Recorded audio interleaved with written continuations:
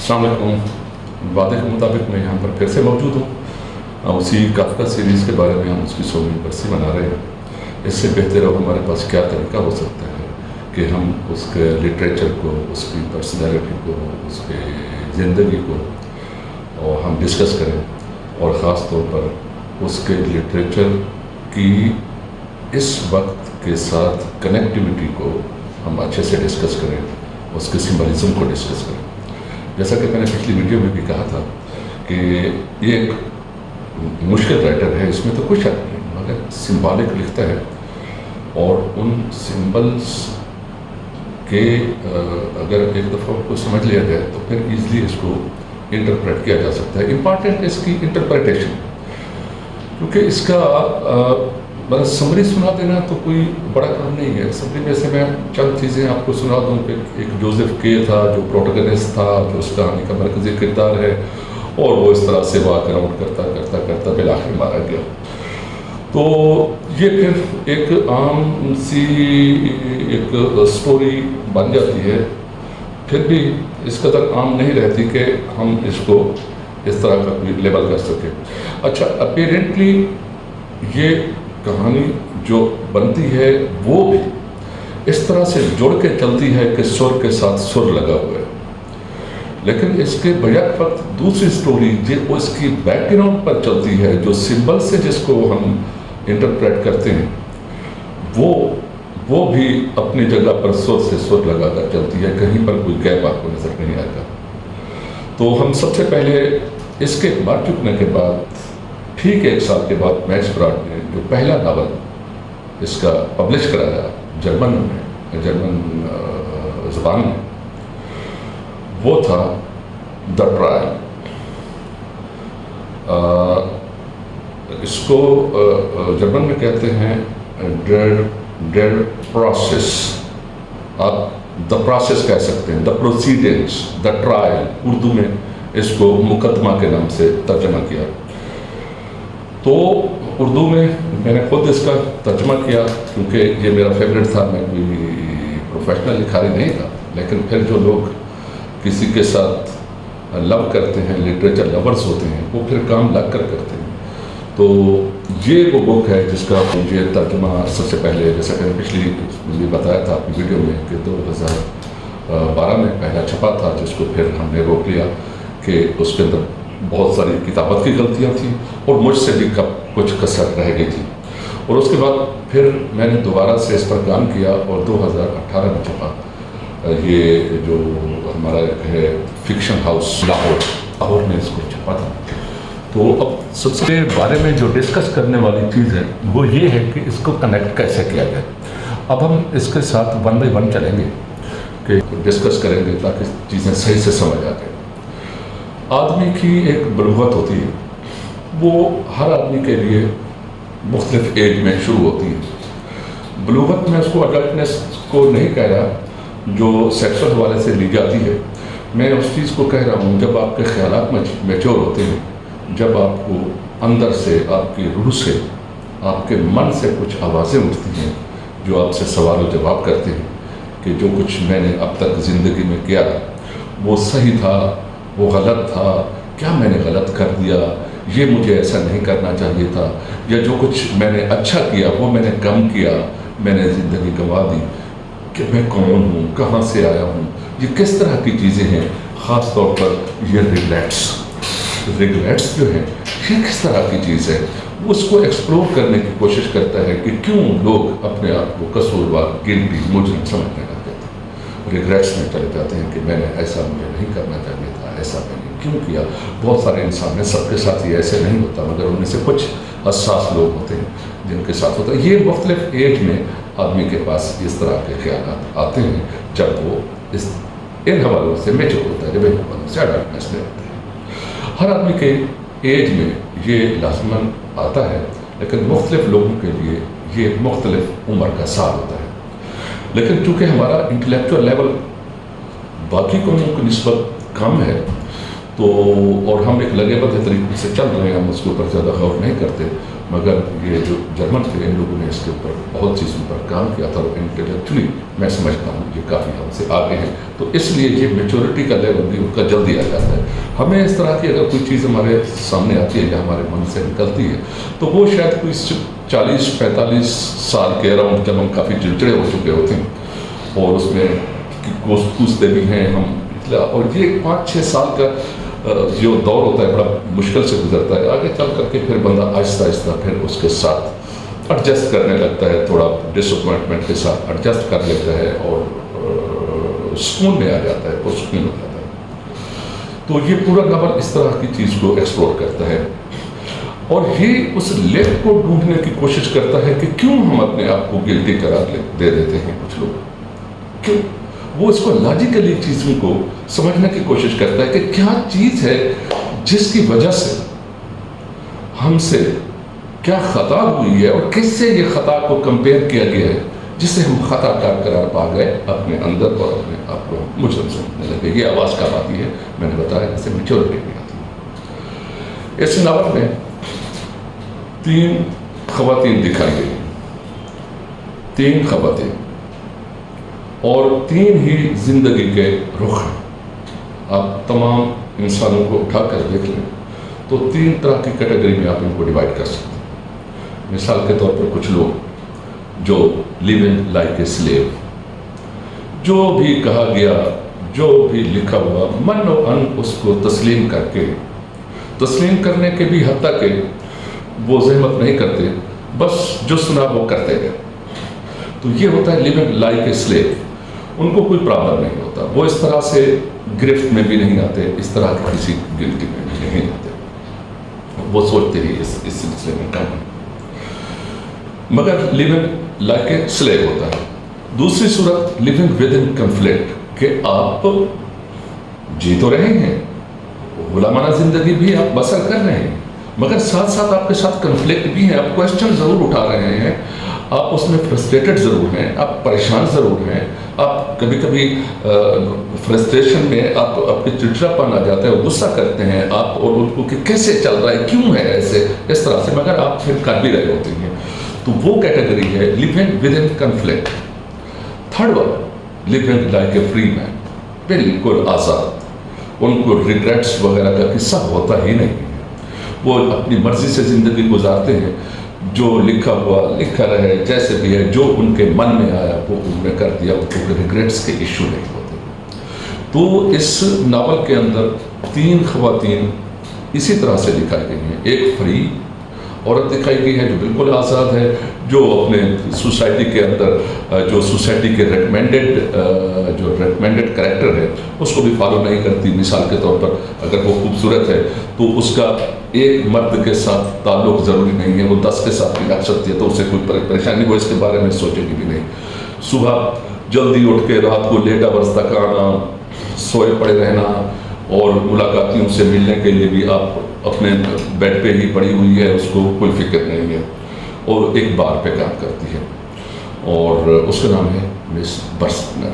बर्स्टनर ये उसी German word है, तो इसका इसी तरह की औरत जो आज़ाद ख्याल होती है उसी में आता है। तो आज हम फर्स्ट चैप्टर से ये चीज़ें शुरू करते हैं और देखते हैं, अगर ये वीडियो बड़ी होगी तो हम फर्स्ट चैप्टर पे स्टॉप कर लेंगे, क्योंकि अगर ये किताब लिखी गई है जो 100 most influencing books of the history में जिसका शुमार होता है, जिसमें कुरान पाक भी है, जिसमें बाइबल भी, तो ये सारी जो आसमानी किताबें हैं वो इसमें आती हैं, और ये किताब भी उसी 100 बुक्स में आती है। ये कैटेगरी मैंने नहीं की, ये लोग ने जो हैं जो लिटरेरी जैन ये उन लोगों ने की है। तो अब हम इस फर्स्ट चैप्टर से स्टार्ट करते हैं। फर्स्ट चैप्टर में ये है कि उसकी सबसे पहले इसी औरत से ही मुलाकात का जिक्र है, और ये है तो अब वो अपने कमरे में सोया हुआ है, वो सारी कहानी को यूँ लेता है इसी रिग्रेट्स को कि यार ये तो बिल्कुल ऐसे हो गया जैसे आप कहीं अपने घर में पड़े हुए हैं, अपना काम करते हैं और अचानक कोई आता है और आपको उठाकर गिरफ्त में ले लेता है और कहता है कि आप तो ज़र हिरासत हो, जबकि मालूम ही नहीं है मैंने क्या जुर्म किया। तो इस तरह की चीज़ें, تو یہ ریگریٹس کا قصہ بھی وہ اس طرح سے بیان کرنے کی کوشش کرتا ہے. تو یہ اپیرنٹلی بھی بہت انٹرسٹنگ سٹوری ہے جو ہمارے جو اس وقت کرنٹلی حالات چل رہے ہیں, صرف ہمارے نہیں بہت سے کنٹریز میں اور بھی چل رہے ہیں, اور یہ اس کو اتھارٹیٹیو جو نظام ہے ٹوٹلزم کو بھی یہ ڈسکس کرتا ہے. تو وہ کہتا ہے کہ سب سے جو اوپننگ سینٹینس ہے ہم اسی سے سٹارٹ کرتے ہیں کہ کوئی لازمن جوزف کے بارے میں جھوٹ بولتا رہا ہے, کیونکہ وہ جانتا تھا کہ اس نے کوئی بھی غلط کام نہیں کیا مگر ایک دن اسے گرفتار کر لیا گیا. یہ بڑی عجیب سی گرفتاری ہے. ہوتا کیا ہے کہ اسے گرفتار کر لیا گیا مسز گروبش کی جو باورچی. مسز گروبش ایک عورت ہے, وہیں پر ایک بوڑھی عورت جو ایک جس کے پاس ایک فلیٹ ہے, فلیٹ میں 3 کمرے ہیں. ایک کمرے میں وہ خود رہتی ہے, 2 کو اس نے رینٹ آؤٹ کیا ہوا ہے. ایک میں جوزف کے رہتا ہے, اس کو دیا ہوا ہے, اور ایک میں وہ عورت جو آزاد خیال جس بس میں ہے وہ رہ رہی ہے. اب صبح صبح یہ ایک دن اٹھتا ہے ٹھیک 30ویں سالگرہ پر. اب ذرا بڑا غور کیجیے گا, ہر چیز کے معنی ہیں, چونکہ یہ سمبولک سٹوری ہے تو سمبلس پہ غور کرنا ہوگا. تو 30 ایئرز آف ایج, جیسے میں نے بتایا کہ یہ بلوغت کی وہ عمر ہے جب آپ کو اس طرح کے خیالات اندر سے آتے ہیں اور پہلی دفعہ آتے ہیں. سب سے پہلے خیالات اجنبی ہوتے ہیں, یہ آپ کو پہلے کبھی نہیں آئے ہوتے.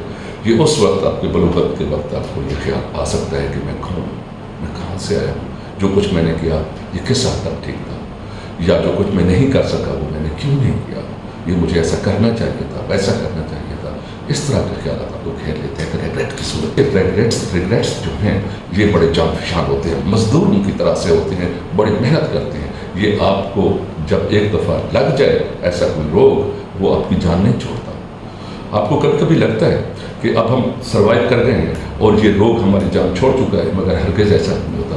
وہ آپ کے چوکھٹ پر بیٹھ جاتا ہے اور آپ کے کمزور لمحات کا انتظار کرتا ہے. جیسے ہی آپ کمزور ہوتے ہیں یہ پھر سے آپ کو پکڑ لیتا ہے, مگر آپ اپنا کام بھی کرتے رہتے ہیں, مگر پرفارمنس بھی آپ کی متاثر ہوتی ہے اور آپ ایک طرح سے گرفت میں رہتے ہیں. اسی طرح کی یہ چیزیں ذرا غور کیجیے گا. وہ کہتا ہے کہ کوئی کے بارے میں جھوٹ بولتا رہا ہے کیونکہ وہ جانتا تھا اس نے کوئی بھی غلط کام نہیں کیا, مگر ایک دن صبح اسے گرفتار کر لیا گیا. مسز گروبش کی باورچن جو صبح 8 بجے اس کا ناشتہ لایا کرتی تھی, آج وہ نہیں آئی تھی, اور ایسا پہلے کبھی نہیں ہوا تھا. کے نے تھوڑا سا انتظار کیا. اس نے تکیے پر سے اپنی بوڑھی مالک مکان مسز گروبش کو دیکھا جو اس کے بالمقابل کمرے میں رہتی تھی. وہ بھی نہایت پرتشویش نگاہوں سے انا کی راہ دیکھ رہی تھی. انا وہی باورچن ہے کہ وہ ناشتہ نہیں لائی. اب پھر کیا کیا کہ جوزف کے نے گھنٹی بجا دی. گھنٹی کا سمبل بہت امپارٹنٹ ہے. گھنٹی کا ذکر اس ناول میں کافی دفعہ ہے, آگے بھی آئے گا. گھنٹی بجا دی. یہ گھنٹی اس نے خود بجائی. جیسے ہی اس نے گھنٹی بجائی, یعنی یہ خود اپنے کنونسڈ ہو کر, قائل ہو کر اپنے ریگریٹس کو دعوت دے رہا ہے خود سے, شعوری طور پر, کیونکہ اس نے گھنٹی بجا دی. گھنٹی بجا دی, فوراً دروازے پہ دستک ہوئی اور ایک شخص اندر داخل ہوا. ایک شخص اندر داخل ہوا. اگر آپ کو اس سٹوری میں دیکھ سکتے ہیں اپیرنٹلی, تو آپ سمپل کہہ سکتے ہیں کہ دروازے پہ دستک ہوئی, ایک شخص اندر آ گیا. اور اگر دیکھنا چاہیں ریگریٹس, تو وہ خیال تھا جو اس کے لاشعور میں آیا. اب ذرا دیکھیے گا چیزیں کیسے ملتی جلتی ہیں. فوراً دروازے پہ دستک ہوئی اور ایک شخص اندر داخل ہوا جو اپارٹمنٹ میں پہلے کبھی نہیں دیکھا گیا تھا. وہ ایک دبلے پتلے مگر کثرتی جسم کا مالک تھا. میں نے بتایا نا کہ یہ کتنے کثرتی جسم والے یہ روگ ہوتے ہیں. جب آپ کو جکڑ لیں تو پھر آپ کو یہ آپ کی کلائی چھوڑتے نہیں, آپ کی گردن دبوچ لیتے ہیں, پھر آپ جان نہیں چھوڑتے. تو ظاہر ہے پھر کہ کثرتی جسم کا ایک ہونا چاہیے تھا, مگر کثرتی جسم کا مالک تھا. اس کا لباس چست اور سیاہ تھا. لباس پہ بھی غور کریں, سیاہ ڈارکنیس کی علامت ہے. سیاہ تھا جو متعدد قسم کی تہہ در تہہ شکنوں, جیبوں, بٹنوں اور بسکوں سے مزین تھا. ساتھ ایک کمر بند بھی تھا. یہ ساری چیزیں یہ واضح کر رہی ہیں کہ وہ اس کا ڈیل رول ایک فوجی کی طرح سے بتا رہا ہے، ایک سپاہی کے جیسا بتا رہا ہے، اور ایک اسٹرانگ آدمی بتا رہا ہے جو کثرتی جسم بھی ہے، اور اپنے لباس سے بھی وہ لگتا ہے جیسے بڑا کارکن ہو، اور یہ لوگ بھی بڑے کارکن ہوتے ہیں، بڑے جفاکش ہوتے ہیں۔ اچھا، وہ کہتا ہے کہ اگرچہ ان جیبو بٹنوں وغیرہ کی بات کر رہا ہے کہ اگرچہ ان تمام لوازمات کا باقاعدہ مقصد واضح نہیں تھا، مگر ان چیزوں کی موجودگی نے اسے خاص طور پر ایک سخت جان کارکن کا روپ دے دیا تھا۔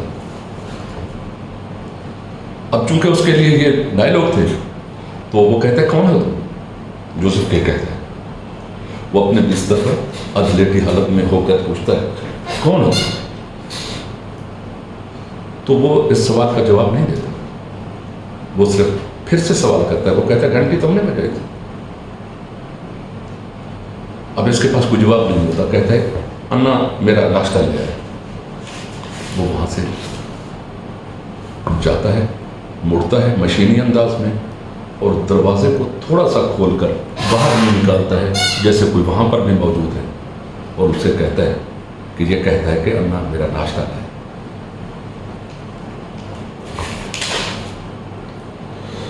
پھر وہ جو ہے کہ یہ کھولنے کی کوشش میں پڑا رہتا ہے کہ یہ شخص کون تھا، اس کو میں جانتا بھی نہیں تھا، مگر چونکہ اس کو زیادہ دیر اس کے سامنے کھڑا نہیں تھا تو یہ بات پھر آگے بڑھ جاتی ہے۔ اب اسی کو ہم کنیکٹ کرنے کی کوشش کرتے ہیں۔ ایک خیال ریگریٹ سے پہلی دفعہ آیا تھا، ریگریٹ صاحب کو جواب نہیں دیتے، اور دوسرا ایک ریگریٹ تھا جو دروازے سے باہر کھڑا ہوا ہے۔ آپ دیکھیں، اب اس کی زندگی کو دیکھتے ہیں، اس کے ساتھ مسئلہ یہ تھا کہ یہ شخص مذہبی نہیں تھا، مگر مذہب سے بہت دور بھی نہیں تھا، یعنی ایک پریکٹیشنر نہیں تھا، مگر مذہبی پریکٹیشنر نہیں تھا، مگر پھر بھی وہ آزاد بھی نہیں تھا، کیونکہ اگر تو پریکٹیشنر ہوتا بات ختم، مذہب کی پریکٹس بھی نہیں کر رہا، مذہبی بھی ہے ساتھ، تو ایک ریگریٹ سے یہ ہوگا جو میں سمجھ رہا ہوں۔ جو دوسرا تھا جو دروازے کے باہر کھڑا ہوا ہے، وہ ہے کہ اس کے اپنے جو سوشل تعلقات تھے اپنے پیرنٹس سے، اور خاص طور پر اپنے والد سے، جو میں پہلے بھی بیان کر چکا ہوں، وہ بڑے شرمیلے، اور چونکہ وہ سخت گیر آدمی تھا، ایک بڑا تاجر ضرور تھا مگر وہ ایک اچھا باپ نہیں تھا اس کے ساتھ، تو یہ گلٹ چونکہ وہ پھر اپنے والدین کے خیالات پر، ان کی خواہشات پر بھی پورا اتر نہ سکا، تو ایک گلٹ ریگریٹ شاید اس کو یہ بھی ساتھ لگ گیا، وہ جو دروازے کے باہر کھڑا ہوا ہے۔ جب یہ نکلے گا تو پھر وہ دوسرا آئے گا، ابھی تو وہ پہلے سے نہیں نکل رہا ہے۔ پہلے سے جب وہ سوال کرتا ہے وہ اسے کہتا ہے، جواب نہیں دیتا، وہ کہتا ہے کہ گھنٹی تم نے بجائی تھی، اگر گھنٹی بجائی تھی تو آ چکا۔